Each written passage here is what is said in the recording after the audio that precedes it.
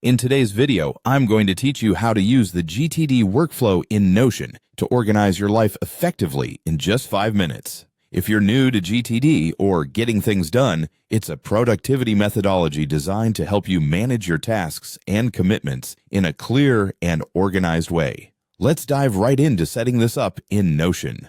First, you'll need to log into your Notion account. If you haven't already, make sure you have your login details handy to access your workspace. Logging in is your gateway to creating a well-structured GTD workflow, and from there, you can channel your productivity and organization skills effectively. Next up, once you're inside Notion, you'll want to create a new page. Consider this page as your fresh canvas. To do this, look for the option on the left sidebar that allows you to add a new page. Click on it, and there you go. A blank slate ready for you to start assembling your GTD system.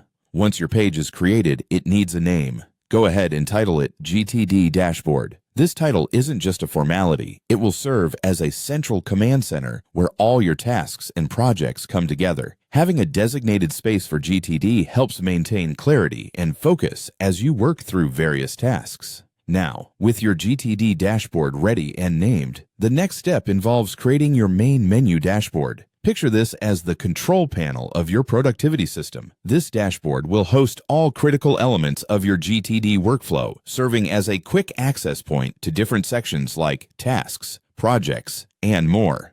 Moving on, you'll need to create a database within your page called Inbox. The inbox is a core component of the GTD methodology. It acts as a collection bin, a place where you'll drop your thoughts, ideas, tasks, and everything else that comes to your mind. It's crucial for capturing information and storing it until you decide what action to take. Once your inbox database is established, don't just stop there. You'll want to add properties inside your database which help in sorting and filtering your entries. Consider adding properties like due dates, tags, or priority levels.